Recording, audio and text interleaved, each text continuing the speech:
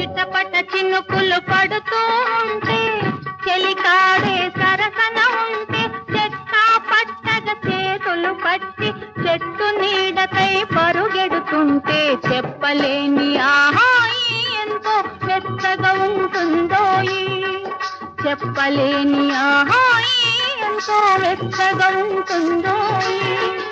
ఉరుములు పెళ్ళ పెళ్ళ ఉరుముతూ ఉంటే మెరుపులు తళ్ళ తళ్ళ మెరుస్తూ ఉంటే మెరుపు వెలుగులో చెలి కన్నులలో బిత్తర చూపులు కనబడుతుంటే చెప్పలేని ఆహాయి ఎంతో వెచ్చగా ఉంటుందోయి